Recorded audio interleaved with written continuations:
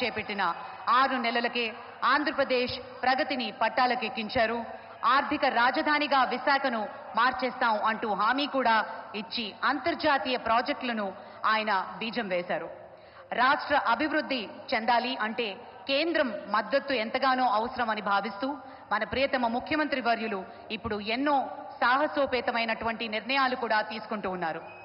విశాఖ వచ్చే పారిశ్రామికవేత్తలకు స్వాగతం పలకడం మాత్రమే కాదు, వారికి కావలసిన మౌలిక సదుపాయాల కల్పన కూడా ప్రభుత్వం బాధ్యత వహించాలి అంటూ ఆయన స్పష్టం చేస్తూ వస్తారు. వైజాగ్ రండి అంటూ జాతీయ అంతర్జాతీయ సంస్థలకు స్వాగతం పలుకుతున్నారు. అమరావతిలో నూతన నిర్మాణాలకు శ్రీకారం చుట్టారు మన ప్రియతమ ముఖ్యమంత్రి వర్యులు. అభివృద్ధి బాటగా శిఖరాగ్రాన నిలపాలి ఆంధ్రప్రదేశ్ని అనే ఆయన సంకల్పం నెరవేరాలి అంటూ మనస్ఫూర్తిగా కోరుకుంటూ ప్రియతమ ముఖ్యమంత్రి వర్యులు శ్రీ నారా చంద్రబాబు నాయుడు గారి అమూల్య సందేశం.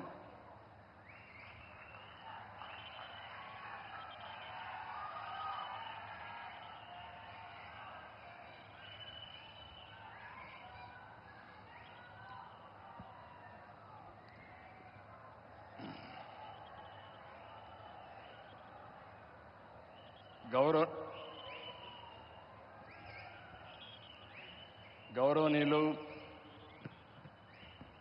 మనందరి ప్రియతమ ప్రధానమంత్రి శ్రీ నరేంద్ర మోడీ గారు, గౌరవనీయులు మన రాష్ట్ర గవర్నర్ అబ్దుల్ నజీర్ గారు, మిత్రుడు ఎప్పుడు కూడా ఒకటే ఆలోచిస్తారు, ఈ రాష్ట్రాన్ని అభివృద్ధి చేయడంలో నేను ముందుంటానని అన్ని విధాలా సహకరిస్తున్నటువంటి జనసేన అధినేత పవన్ కళ్యాణ్ గారు,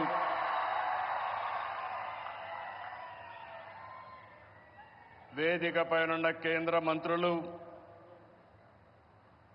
సహచర మంత్రివర్గ సభ్యులు, బీజేపీ రాష్ట్ర అధ్యక్షురాలు పురంధేశ్వరి గారు, ఈరోజు విశాఖపట్నంలో మిమ్మల్ని చూస్తూ ఉంటే ఎక్కడ లేని ఉత్సాహం కనపడుస్తూ ఉంది, అభిమానం కనపడుస్తూ ఉంది.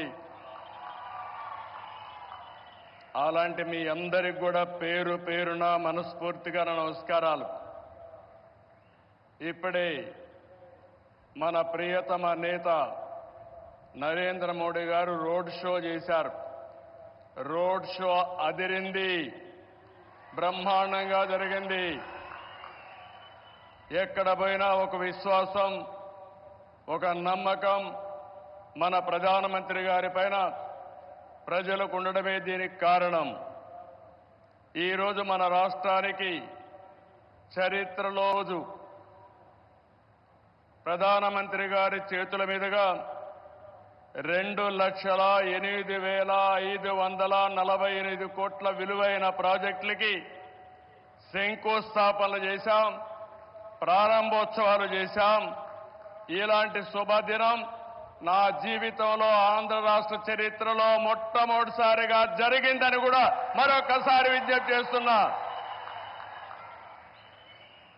Green energy, NTPC green hydrogen park Pudimadaka దగ్గర 1,85,000 కోట్ల రూపాయలు పెట్టుబడులు పెడుతున్నారు. విశాఖపట్నం చిరకాల వాంఛ రైల్వే జోన్.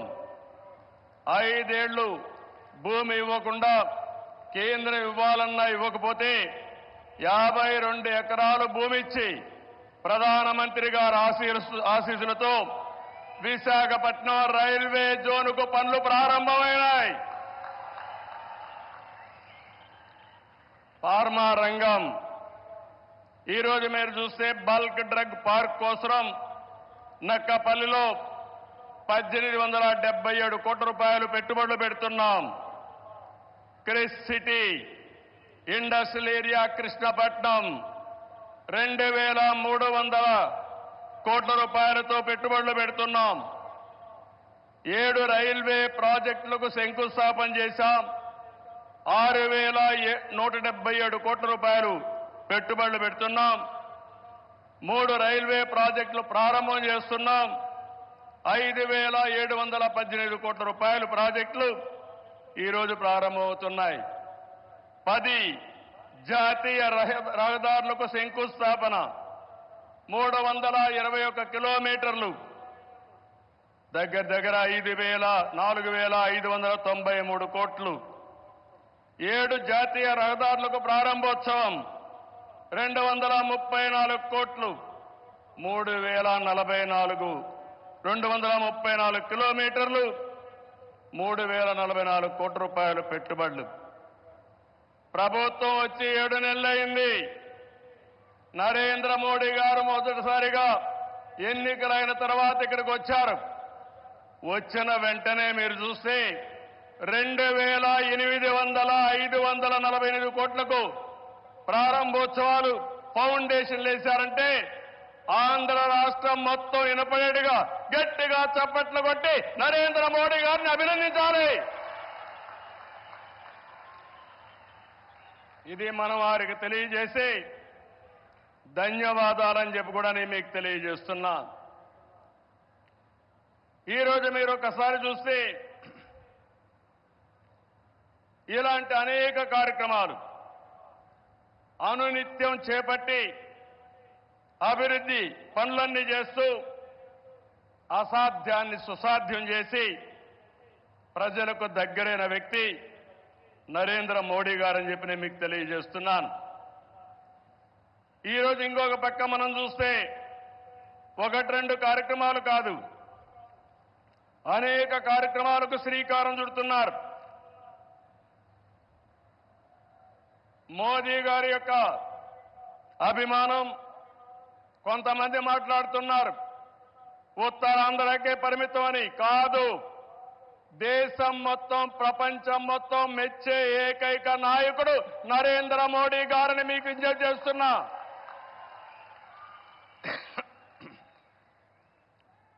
మొన్న ఎన్నికల్లో చూశారు, ఎన్డీఏ కూటమి మన రాష్ట్రంలో నరేంద్ర మోడీ గారు, మన మిత్రుడు పవన్ కళ్యాణ్ గారు, నేను కలిశాం. రాష్ట్ర చరిత్రలో 40 సంవత్సరాలుగా రాజకీయాల్లో ఉన్నాను. ఎప్పుడు కూడా ఇంత పెద్ద ఎత్తున గెలవలేదు.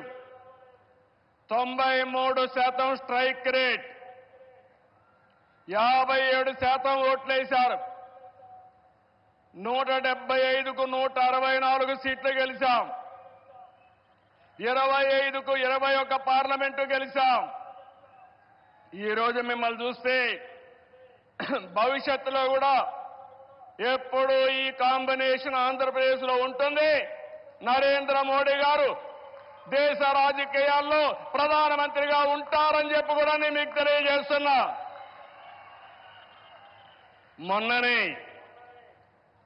మన ఎన్నికలు అయిన తర్వాత హర్యానాలో ఎన్నికలు జరిగాయి, మహారాష్ట్రలో ఎన్నికలు జరిగాయి.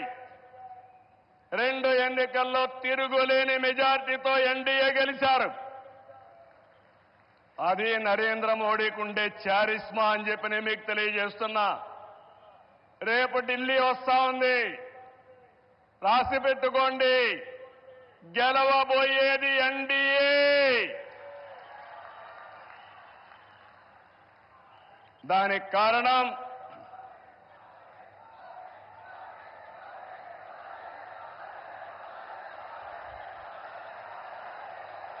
గుడ్, దేశం కోసం పనిచేస్తే ప్రజలందరూ ఆయనతో ఉంటారు. This where I'm appealing sir, they are all with you. You are fighting for the nation, for the poor people. All people are with you. Show your hands, we are with Narendra Modi.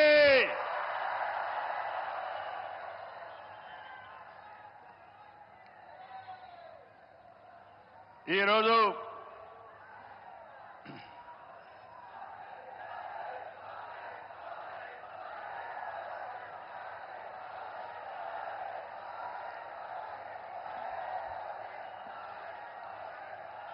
సంక్షేమం, అభివృద్ధి, సంస్కరణలు, సుపరిపాలన ఇవన్నిటితో నరేంద్ర మోడీ గారు దేశాన్ని ముందుకు తీసుకెళ్తున్నారు.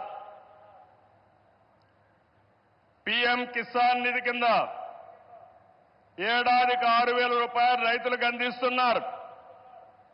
Covid సమయంలో ప్రారంభమైన 5 కేజీల బియ్యం ఉచితంగా ఈ రోజు కూడా కొనసాగిస్తున్నారు. దేశాన్ని బలమైన ఆర్థిక శక్తిగా మార్చడానికి make in India, startup India, skill India, digital India, Gatishakti, Bharatmala వంటి ఉద్యమ కార్యక్రమాలతో దేశాన్ని ముందుకు తీసుకెళ్తున్నారు. కరోనా సమయంలో సహాయం చేయడమే కాకుండా ఇప్పటికే మీరు చూస్తే కోట్లాది మంది ఇళ్లు లేని పేదలకు ఇళ్లు కట్టించారు. ఇంకో పక్క మొన్ననే జనవరి 1వ తారీఖున ప్రత్యేకంగా కేబినెట్ పెంచి నేను రైతులతో ఉంటానని చెప్పిన వ్యక్తి నరేంద్ర మోడీ గారని చెప్పి నేను మీకు తెలియజేస్తున్నా. దీంట్లో 4 కోట్ల మంది రైతులకు లబ్ధి చేకూర్చే విధంగా పీఎం ఫసల్ బీమా కొనసాగిస్తూ నిర్ణయం తీసుకున్నారు. 3,850 కోట్లతో ఎరువుల సబ్సిడీ కొనసాగిస్తూ ఆ రోజు కేబినెట్ మీటింగ్లో నిర్ణయం చేశారు.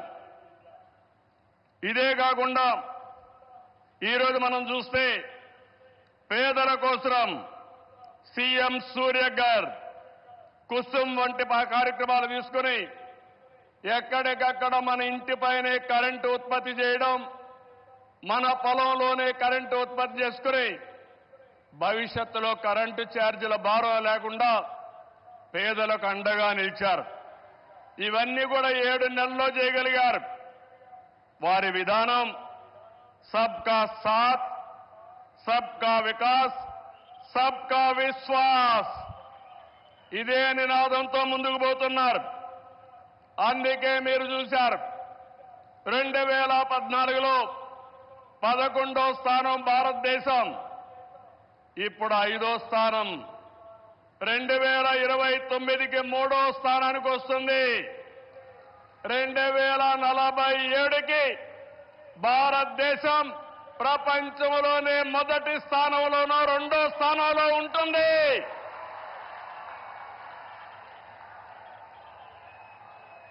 ఇది ఏరేవాడకు సాధ్యం కాదు, ఒక్క నరేంద్ర మోడీ గారికే సాధ్యం. మన రాష్ట్రానికి వస్తే విభజన జరిగినప్పుడు ఆంధ్రప్రదేశ్కు న్యాయం జరగలేదని చెప్పి మొదటిసారి న్యాయం చేయమని చెప్పిన వ్యక్తి మన ప్రధాని నరేంద్ర మోడీ గారు. విభజన జరిగిన తర్వాత పోలవరం ప్రాజెక్టు కోసం ఇది పూర్తి కావాలంటే 7 మండలాలు ఆంధ్రప్రదేశ్కి ఇవ్వాలని 7 మండలాలు ఇచ్చిన తర్వాత పార్లమెంటు సమావేశాలు పెట్టించిన వ్యక్తి నరేంద్ర మోడీ గారని చెప్పి నేను మీకు తెలియజేస్తున్నా. 14-19లో ఆ రోజు చట్టంలో ఉండే అన్ని పనులు IIT, IIM, NEET, AIIMS, tribal university, central university 12 యూనివర్సిటీలు ప్రారంభించడమే కాకుండా పని పూర్తి చేసింది కేంద్ర ప్రభుత్వంలో నరేంద్ర మోడీ గారి ఆధ్వర్యంలో, నాయకత్వంలో అని చెప్పి కూడా నేను మీకు తెలియజేస్తున్నా. 2014-19 చాలా ఇబ్బందులు పడ్డాం, అనేక సమస్యలు వచ్చాయి. రాష్ట్రం వెంటిలేటర్ పైన పోయే పరిస్థితి వచ్చింది. కానీ కేంద్రం మనకు అండగా నిలిచింది. ఒక్కొక్క సమస్య పరిష్కారం చేసుకుంటూ, ఒక్కొక్క ఇటుక పేర్చుకుంటూ రాష్ట్ర పునర్నిర్మాణం కోసం ముందుకు పోతున్నాం. పింఛన్లు ఇచ్చాం, అన్నా క్యాంటీన్లు పెట్టాం, దీపం 2 కింద ఆడబిడ్డలకి వంట గ్యాస్ సిలిండర్లు ఇచ్చాం. మెగా డిఎస్సికి తొందరలోనే ఇంటర్వ్యూలు పిలిచే పరిస్థితికి వచ్చాం. ఇవి చేయడమే కాకుండా ఇంకో పక్కన మీరు చూస్తే సూపర్ 6 ఏవైతే చెప్పామో ఆ సూపర్ 6 అన్ని కూడా పూర్తి చేసే బాధ్యత ఎన్డీఏ తీసుకుంటామని మరొక్కసారి విశాఖపట్నంలో మీ అందరికీ హామీ ఇస్తున్నా. కష్టాలున్నాయి, సమస్యలున్నాయి, అధిగమిస్తాం, ముందుకెళ్తాం. ఒక పక్క అభివృద్ధి, ఇంకో పక్క సంక్షేమం, రెండు కూడా సుపరిపాలనతో ముందుకు తీసుకుపోతామని చెప్పి కూడా నేను మీకు తెలియజేస్తున్నా. రాష్ట్రంలో పెట్టుబడులు ఊపందుకున్నాయి. అటు కేంద్రంతో సమన్వయంతో మన బ్రాండ్ కూడా పెంచుకుంటూ మనం ముందుకు పోయే పరిస్థితికి వచ్చాం. దేశానికి ముంబై ఏ విధంగా ఆర్థిక రాజధానిగా ఉందో మన రాష్ట్రానికి విశాఖపట్నం ఆర్థిక రాజధానిని మరొక్కసారి ఈ సభలో మీ అందరికీ విజ్ఞప్తి చేస్తున్నాను. ఒక ఇన్ఫర్మేషన్ టెక్నాలజీ, ఒక ఫార్మా పరిశ్రమలు, ఒక టూరిజం ఏ విధంగా ప్రమోట్ చేశారంటే నరేంద్ర మోడీ గారు అరకు కాఫీని అనునిత్యం ప్రమోట్ చేశారు. ఈరోజు అరకు కాఫీ, అరకులో పండే కాఫీ ప్రపంచం మొత్తం పాపులర్ అయిందంటే, మోస్ట్ ఫేమస్ బ్రాండ్ గా తయారైందంటే అది ఈరోజు మన ప్రధానమంత్రి గారు చూపించే చొరవ. ఇక్కడ నేను ఒకే విషయం మీకు చెప్తున్నాను. Sir, your favourable decisions, always you are for development. I'm always getting some inspiration from you and I am learning so many lessons from you. I am very happy. Till yesterday our Amaravati was in doldrums. Now, sir, you have to come sometime to witness where you have laid the foundation. Finally, we are going to complete it with blessings. Then you have to inaugurate Amaravati, one of the best city as you dream. Sir, always you are promoting linking of rivers, irrigation. You have done it. You have shown the way. Same way, sir. In Polavaram, you have cleared everything. We will complete it. Under your leadership, intra-linking of rivers, we will start immediately. And you bless us, we will complete. That is our commitment, sir. Sir, third one, sir. I am very happy.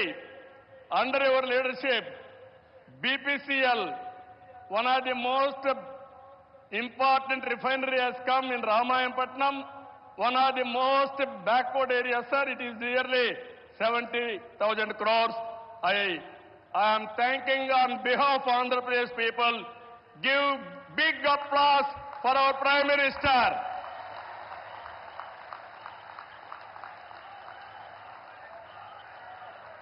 Sir,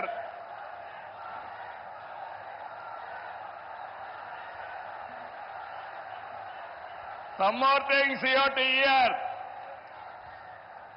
How Narendra Modi ji is functioning in this country. Recently I went to him.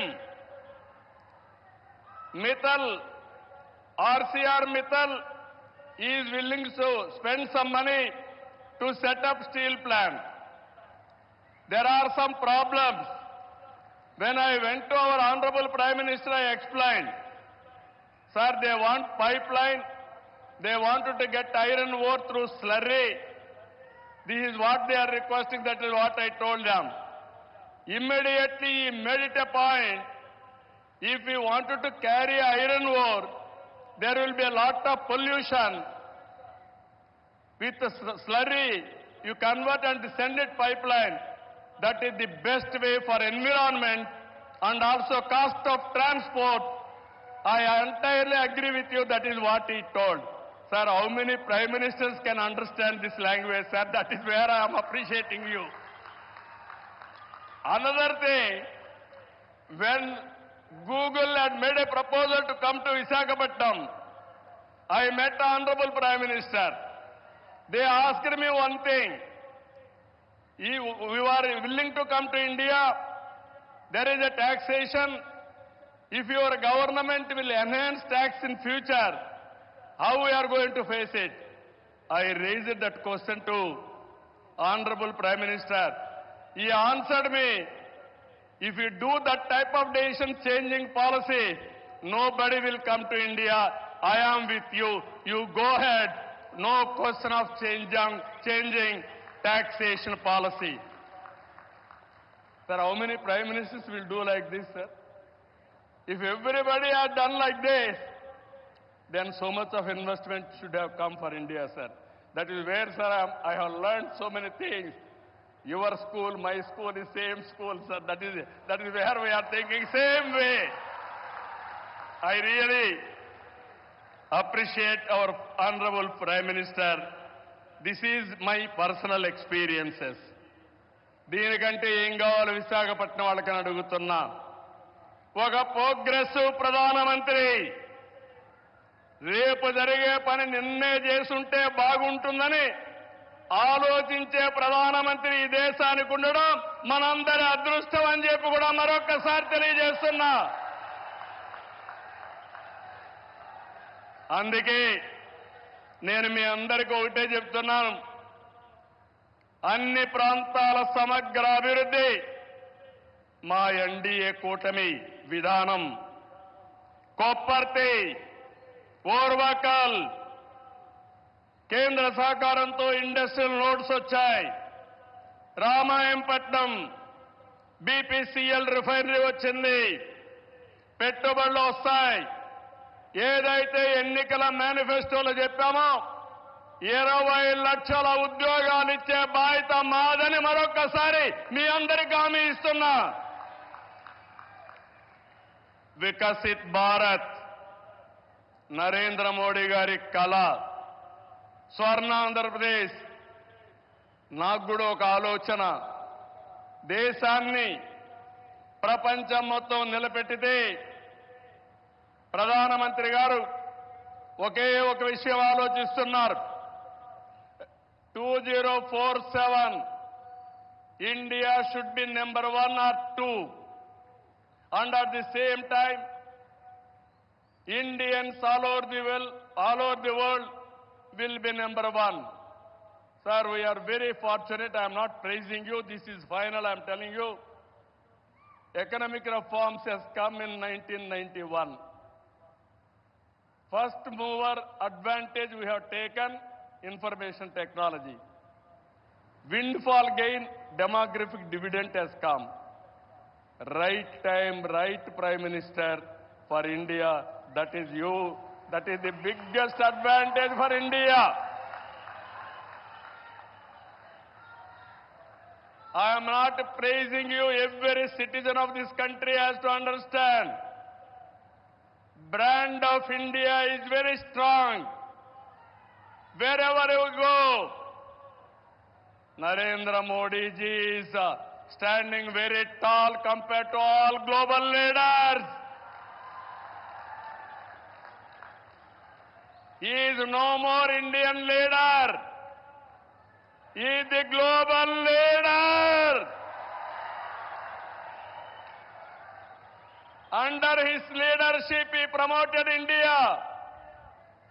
Sir, I have seen so many politics. Today, why I am saying all these things with conviction I am talking. Under your leadership, India will prosper. That's where we are all proud of you, sir. It is going to happen.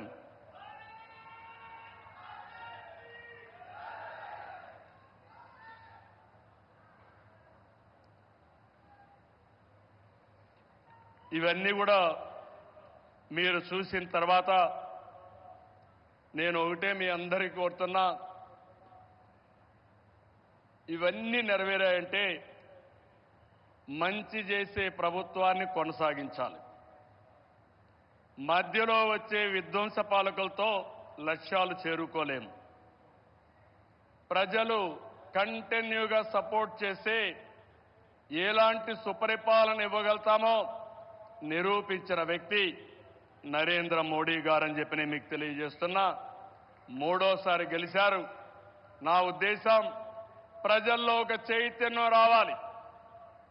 నేను ఇప్పుడు వస్తా ఉంటే స్వర్ణ Andhra Pradesh, our honourable prime minister is referring to me.